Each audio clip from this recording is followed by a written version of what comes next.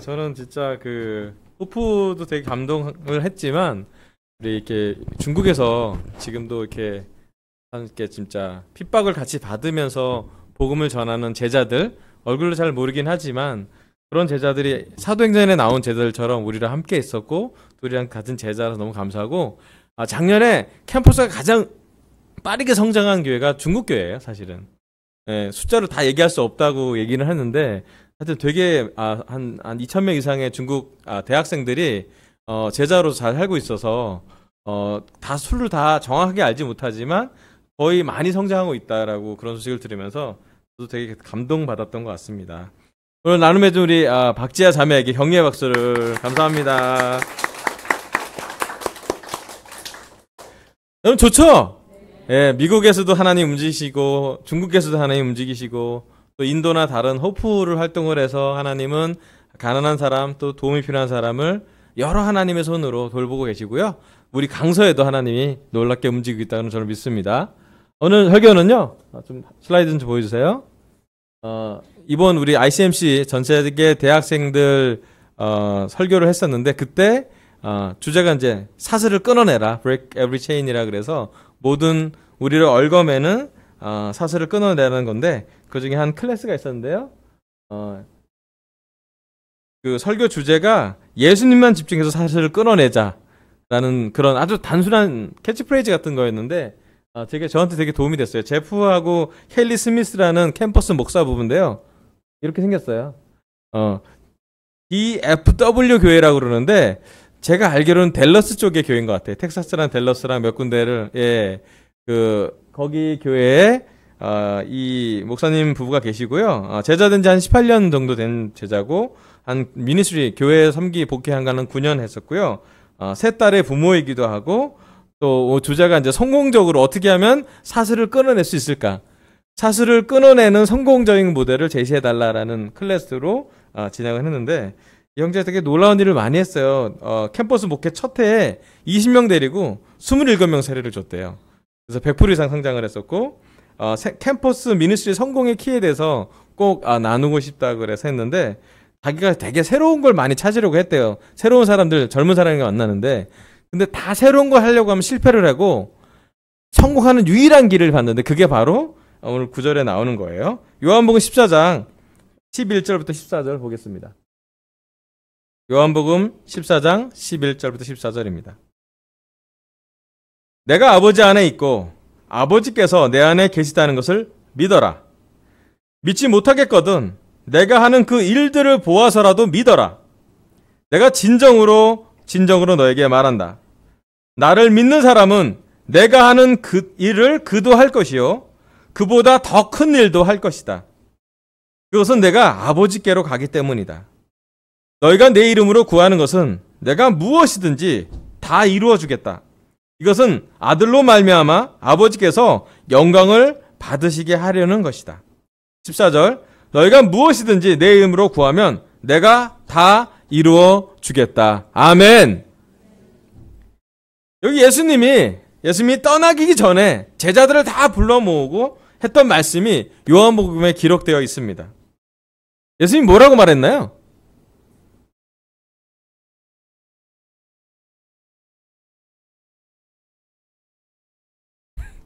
뭐라고 하셨죠, 그죠? 뭐라고 하셨나요? 예, 제일 먼저 믿으라 그랬어요. 잘 못 믿겠거든. 내가 하는 일을 네가 눈으로 보이는 것 같고 좀 믿어보라고 했어요. 그리고 얘기했어요. 나를 믿는 사람은 내가 하는 일을 그도 할 것이요. 사실은 나보다 예수님보다 더 큰 일도 하신다고 예수님이 예언을 했었어요. 사실은 놀랍지 않아요? 예수님을 따라가던 제자들은 이 말을 완전히 이해하지 못했을지 모르겠지만 예수님을 믿으려고 노력했어요. 예수님의 제자들이 예수님 볼 때는 예수님이 하셨던 기적을 참여할 수 있었고요. 단순하게도 예수님을 보지 않고 자기를 봤을 때는 예수님이 했던 기적을 참여하지 못하게 됩니다. 사실은 우리가 사슬을 우리로 얽어매는 영적인 많은 문제들을 그런 사슬을 체인을 끊어내려면 아주 단순한데 아주 심플한데 어려운 결정을 해야 돼요. 그게 뭐냐면 나를 보는 것이 아니라 예수님을 집중하는 것이에요. 우리 다 알고 있죠, 그죠? 다 알고 있는데 잘 안 되는 거 있어요. 왜냐하면 우리가 예수님을 보려 하면 누가 방해해요? 우리가 하나님을 또 예수님을 더 깊게 사랑하려고 그러고 더 우리의 체인을 끊어서 예수님과 하나가 되려면 누가 방해해요? 남편이 방해해요? 애들이 방해할 때도 가끔 있죠. 사실은 사탄이 방해해요. 사탄은 너무나 자주 예수님을 집중하게 못 보게 우리를 막아요. 예수를 못 보고 뭘 보게 하나요? 네, 되게 재밌는 건 뭐냐면 예수님을 못 보게 하고 다른 건 다 보게 해요. 놀랍지 않습니까? 사탄은 너무나 자주 우리 자신만 몰입하게 도와요. 내가 뭘 잘하고 못하는지, 내가 지금 뭘 하고 싶은지, 내가 갖고 있는 꿈, 내가 원하는 거, 내가 원하는 시간에, 내가 원하는 스타일로, 내가 원하는 타이밍에 뭔가 이루어지길 바라게 우리를 만들어요. 사탄은 너무나 또 쉽게 우리로 하여금 상황을 보게 해요. 내 주위의 상황이 얼마나 어려운지, 믿음을 가지려고 하는 상황보다 믿지 못하게 하는 상황을 더 많이 보게 만들래요. 나를 보고 우리 상황을 보면 우리가 어떻게 변하나요?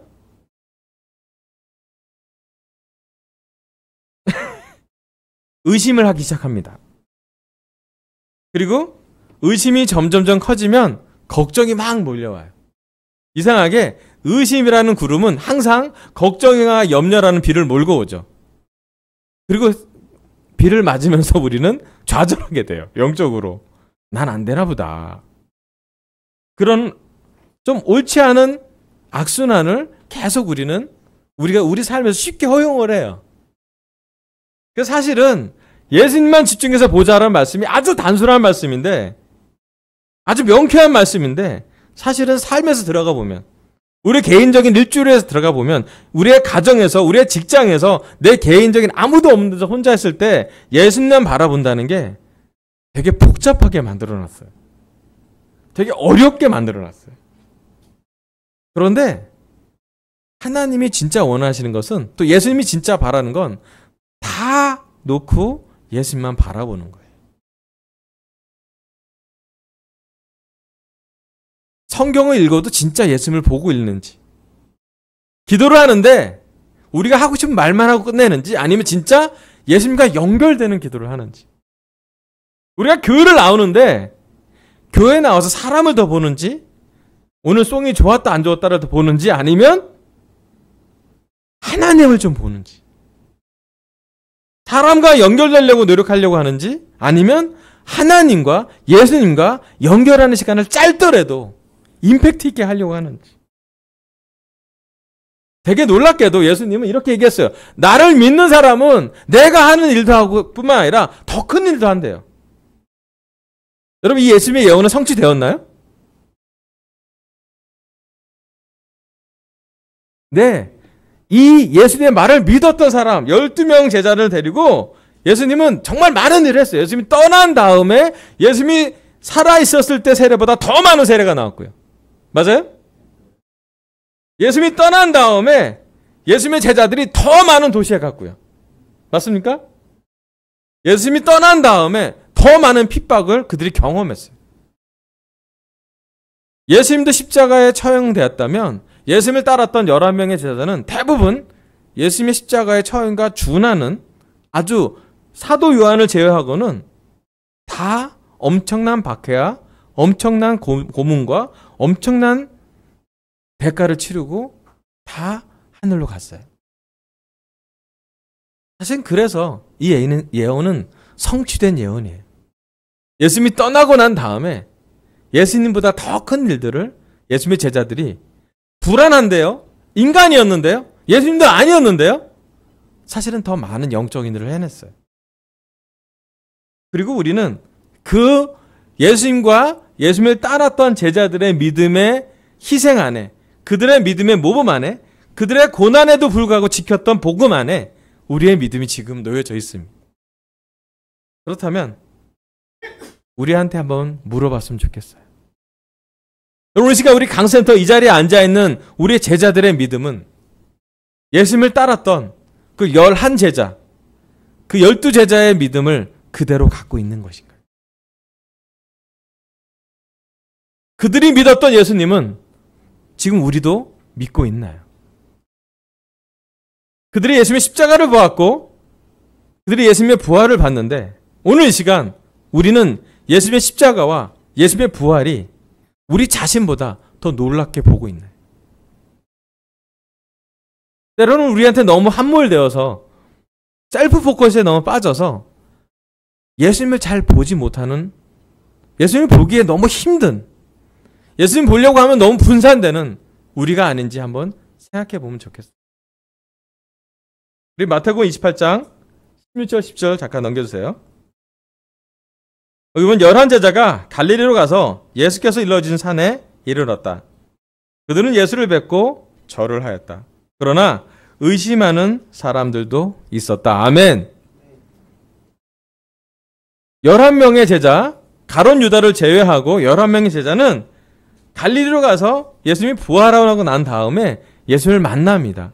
만나서 가장 위대한 사명, 가서 모든 민족을 제자로 삼으라고, 아버지와 아들과 성령의 이름으로 세례를 주고 예수님의 명령한 모든 것을 가르쳐 지키게 하라는 아주 놀라운 위대한 사명, 그 명령을 받게 됩니다. 그런데 그 명령을 받는 사람들의 구성이 좀 독특해요. 그들 중에 어떤 사람이 있었다고요? 좀 공감되지 않나요? 예수님 설교를 3년 들었던 사람들이에요. 예수님의 기적을 3년 동안 거의 매일같이 봤던 사람들이에요. 예수님의 호프 활동을, 문둥병자를 만지면 낫는 것을 봤던 사람이에요. 죽은 사람이 일어난 것도 봤고, 안전뱅이가 일어나는 것도 봤고, 눈먼 사람이 눈 뜬 것도 봤고요. 어마어마한 스케일의 기적을 봤던 사람들이었어요. 그잖아요? 더 놀라운 건 예수님의 설교를 다 들었던 사람이에요. 여러분, 예수님의 설교를 1시간이라도 듣고 싶지 않아요? 얼마나 설교가 좋으면 3일 동안 사람들이 안 먹고 들을 정도였대요. 그런 설교 좀 듣고 싶지 않나요? 모든 설교자의 꿈이에요. 그까지 가는 레벨. 안 돼. 어려워. 힘들어요. 그런데 여러분, 그런 예수님과 함께 살았고 같이 먹었고 같이 배웠고 십자가도 받고 부활도 다 봤는데요. 의심하는 사람도 있었어요. 참 놀랍게도 이 의심하는 사람들이라 그랬어요. 그죠? 11명 중에 1명만 의심한 게 아니라 몇 명인지 모르겠지만 2명 이상이 그 안에 있어요. 그죠? 놀라운 것은 하나님은 이 의심하는 11명을 데리고 예수님보다 더 큰 일을 해냅니다. 성령님을 보내시기도 하고요. 1세기 사도행전에 나온 것처럼 교회를 움직이는 하나님의 크신 능력이 움직이기 시작했어요. 아마 이 11명의 제자는 예수님이 떠나고 나서 늘 자기들한테 물어봤을 거예요. 자기를 바라볼 건가? 예수님을 생각할 건가? 자기의 죄성을 볼 건가? 아니면 예수님의 영광을 볼 건가? 내 말대로 살 것인가? 아니면 예수님의 말이 귓전에 계속 어울려서 예수님 했던 행동이 자꾸 눈안에 아른거리고 예수님이라면 이렇게 했을 거야 라고 생각하는 그 모습대로 따라 살았을 것인지를 매번 매일 저녁 결정했을 거예요. 기도를 해야 될 건가 말 건가? 내가 기도를 하고 나면 예수님과 얼마큼 닮아날 건가? 예수님을 증거하는 설교를 할 때 어떻게 설교를 할 건가? 어떻게 예수님을 증거할 건가? 그들의 끊임없는 의심과의 싸움이 지금 우리 성경으로 나와 있습니다. 여러분, 의심은 우리 자신을 보는 것은 너무나 자주 두려움을 줄 뿐입니다. 우리가 사실을 끊으려고 하는 그 비결은 딱 하나밖에 없어요. 자꾸 나를 보고 자꾸 내 상황을 보려 하는 그 습성에서 벗어나서 자꾸 예수님을 보고 자꾸 말씀을 보고 자꾸 기도하고 자꾸 깊게 하나님과 연결되는 방법밖에 없습니다. 그 제프라는 목사님이 얘기한 게 뭐냐면 작년에 20명의 세례를 넣어서 기도했대요. 그래서 금식 기도를 했답니다. 근데 목사님이 금식하도 하니까 그 교회가 다 기도를 했나 봐요. 같이 금식도 하고 모든 교회 멤버들이 같이 기도를 했대요. 그룹이 모였을 때도 기도하고 혼자서 모여서 기도하고 체인으로 기도하고 참 여러 방법으로 걸으면서 기도하고 식당에서 기도하고 예배 전에 기도하고 예배 끝나고 기도하고 조정 예배 끝나면 다 손잡고 기도하고 뭐 여러 가지 많은 걸 했대요. 그랬더니 6개월 동안 13명의 세례가 나왔대요. 놀랍지 않습니까? 그래서 기도를 멈춘 게 아니라 더 기도를 했대요. 8개월 지났더니 2달 지났더니 20명이 되더래요. 1년 동안 기도하는 게 20명 세례를 받았는데 20명이 8개월에는 끝났어요. 그럼 우리라면 어떻게 했어요? 여러분이 목표를 이뤘어요. 어떻게 했겠어요? 응? 예? 좀 쉬어야지, 그죠? 축하하고, 그죠? 하이파이브 한번 하고, 그죠? 이 목사님 좀 특이한 게 남은 4달 동안 14명 세례를 더 줬대요. 34명 세례를 줬대요. 그 해. 20명 목표였는데. 그리고 얘기해요. 우리의 기도는, 우리의 의심은 예수님이 우리를 통해 더 큰 일 할 거를 믿냐는 거예요. 너무나 자주 우린 기대를 하고 목표를 정하지만 목표가 이루어지지 않는 것에도 당연시 받아들이는데 이 넓은 지구의 어떤 한 미니스트리에 어떤 한 교회 어떤 한 캠퍼스 미니스트리는 기도한 것보다 더 큰 일이 일어나고 있다는 거예요. 너무 부러웠어요, 전 속으로. 야, 왜 우리 잘 안 되는데 이렇게 잘 되니? 부럽다. 왜 미국만 잘 되는 것일까? 뭐 이런 생각이 자꾸 들기도 하고 뭐 여러 가지 삐질삐질 따는 생각이 나기 시작했어요. 그런데 사실은 어떤 기술이 아니라 어떤 순발력이 아니라 약간 본질에 관련된 마음이었어요. 이 구절과 내 기도가 일치하는지. 의심하지만 이 11명의 사도가 의심했었지만 그 다음에 사도행전 가서 이들이 의심하고만 있지는 않았잖아요. 의심한 상태로 뭐 했냐면 한마음으로 기도했고요. 사도행전 1장에. 사도행전 2장에 오순절에 그 성령을 받았고요. 2장부터는 진짜 3,000명을 새로 주기도 하면서 그들이 의심할 시간이 없었어요. 의심하기엔 일이 너무 커졌어요. 의심하기엔 너무 예수님의 그 상황을 압도했어요. 사실은 그래서 우리 교회가 움직이는 거예요. 좋은 경험을 했기 때문에 아주 놀라운 성경의 인사이트를 받았기 때문에 너무 기쁘게 행복하게 잘 살아서 우리가 교회가 성장하고 있는지가 아니라 여러분 누군가는 이 교회가 성장하려면 희생하고 있을 거고요. 눈물 흘리고 있을 거고요. 어딘가 모르게 예수님의 남은 고난을 대가를 치르고 있을 거예요. 그냥 기도 아니고 간절한 기도였을 거고요. 기도가 멈추지 않으려고 정말로 많은 노력을 했을 거예요. 우리가 우리 마음속에 어떠한 기도를 하고 있는지 돌이켜보면 좋겠습니다. 되게 재밌는 건 뭐냐면 그렇게 1년을 지났는데 제프한테 가장 어려운 과정이 하나가 남았는데 그게 뭐냐면 교회 캠퍼스 중에 함께 기도하기보다 자신의 생각을 더 중요시 여기는 애들이 생겼대요. 그리고 그 친구들이 어떻게 했냐면 자꾸 와서 불평을 늘어놓더래요. 그리고 자기가 설교하면 설교 반응을 겸손하게 하는 게 아니라 너는 설교를 이걸 참 못하는구나 하고 지적을 했대요. 많은 설명을 했는데 잘 따라오지 않았더래요. 그래서 1년 동안 그 세례가 나오고 했는데도 그 다음에는 되게 힘들었대요. 그런 친구들이 생겨나서. 근데 그 다음 해에는 어떤 일이 벌어졌냐면 이렇게 자기를 되게 비난하고 어려웠던 형제들을 1년 동안 지켜봤는데 되게 힘들었대요. 어떻게 될지 몰라서. 1년 후에 판명이 났대요. 뭐가 났냐면 이 형제의 삶에 깊은 죄가 있는 것을 발견했대요. 한 명도 아니고 여러 명이. 여러 명이 죄를 회개하고 있지 않은 것을 발견했대요.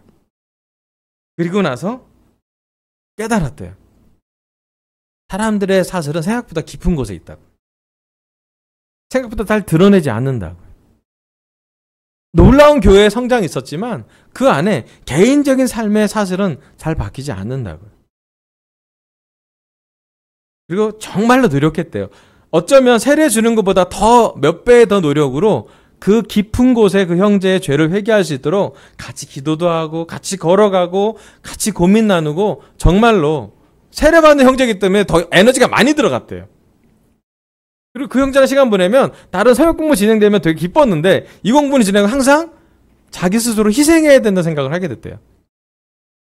너무 놀라운 건 그렇게 계속 걸어갈 때 교회가 좀 달라졌대요. 이제 세례만 많이 주는 교회가 아니라 깊이 있는 사슬을 끊어내는 교회로 바뀌었대요. 우리 함께 히브리서 12장 1절부터 3절 볼게요. 다음. 예. 제가 읽어보겠습니다.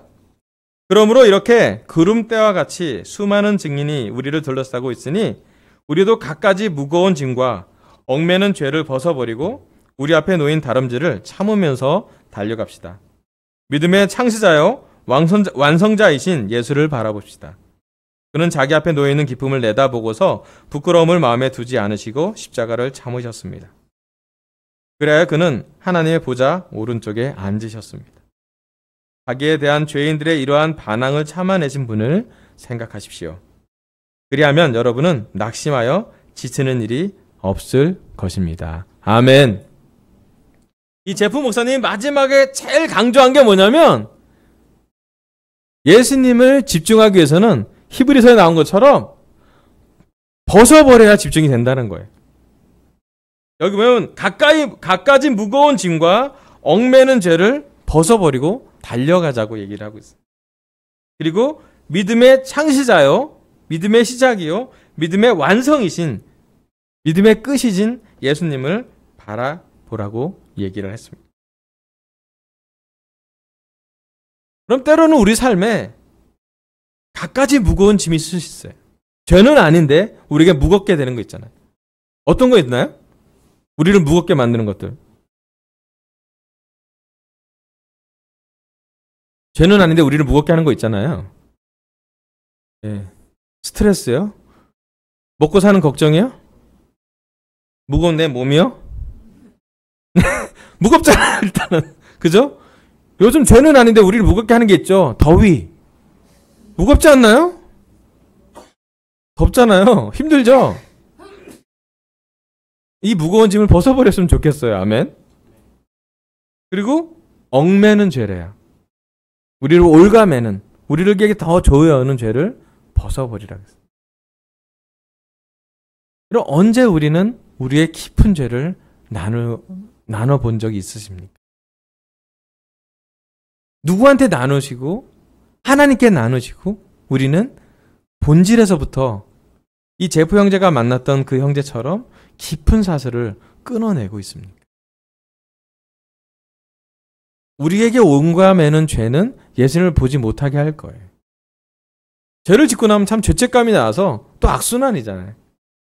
처음에 의심으로 시작했다가 두 번째는 걱정으로 시작했다가 걱정과 의심이 자라면 죄를 낳고요. 죄가 자라면 어떻게 되냐면 죄책감이 자라고요. 죄책감이 자라고 나면 두려움이 커져요. 그 두려움은 다시 의심을 주고요. 그 안에 계속 악순환을 하게 돼요. 어쩌면 우리 제자 삶에 오래된 제자들이 아직도 이 악순환의 고리에서 잘 벗어나지 못할 수도 있어요. 어쩌면 사슬처럼 우리를 올해도 2018년에도 뭔가 영적으로 새롭게 시작하고 싶었지만 일단은 지금 너무 덥다. 너무 새롭게 잘하고 싶으면 일단 너무 기도하기 힘들다. 그럴 수 있어요. 그런데 마음은 결정을 해야 돼요. 자연스럽게 사슬이 끊어지지 않아요. 자연스럽게 문제가 해결되지 않아요. 가만히 문제를 피한다고 해서 그 문제가 우리를 비껴나가지 않아요. 하나님은, 예수님은 분명히 이야기하십니다. 갖가지 무거운 짐과 얽매는 죄를 벗어버리라고. 저는 우리 교회 가장 큰 장점 중에 하나, 가장 우리 교회가 좋아하는 우리 교회의 정체성 중에 하나가 뭐냐면 죄를 벗을 수 있는 교회예요. 얽매는 것을 나눌 수 있는 그런 교회예요. 그런 관계예요. 우리 교회가 건물이 좋거나 사람이 많거나 좋은 시스템이 부족할 수는 있지만 한 가지 확실한 건 얽매는 것을 나누면 기도해 줄 거예요. 그리고 누군가는 그 기도를 응답해 줄 거라고 믿습니다. 아멘. 결정했으면 좋겠어요. 제프 형제가 했던 가장 단순한 말씀은 예수님만 집중해서 사슬을 끊어내자입니다. 아주 단순한 복음이고 우리가 많이 들었던 설교일 수 있지만 저는 이 제프 형제처럼 우리가 됐으면 좋겠어요. 우리 교회도 우리 여기 앉아있는 모든 제자들도 단지 캠퍼스뿐만 아니라 결혼부도 싱글도 우리 장년부도 누구라도 제자로 어제 살았던 아니면 수십 년간 제자로 살았던 마지막에 천국에 가면 다른 건 안 보이고 예수님만 보일 거예요. 그죠? 아멘. 이 땅에서 우리가 예수님을 많이 보는 훈련을 집중해서 예수님을 보고 여기 나온 구절처럼 예수님을 생각하라고요. 그럼 덤은요 낙심해서 지치지 않는데요. 오늘 새벽 우리가 뭔가 낙심해서 더위에서 지쳤다면 다시 예수님을 생각하세요. 그냥 머리로 생각한 게 아니라 그려보세요. 예수님처럼 사시고 예수님처럼 말하시고 예수님처럼 생각하시고 예수님처럼 기도해보세요. 예수님만 집중하면 하나님이 우리에게 정말로 사슬을 끊어내고 예수님이 원하는 기적을 함께 경험할 수 있도록 도와줄 거라고 믿습니다. 아멘. 저도 많이 기도할 테니까 여러분 기도해 주시고요. 우리 강센터가 그런 예수님을 집중하는 교회가 될 수 있도록 노력하면 좋겠습니다. 설교를 마치겠습니다. 감사합니다.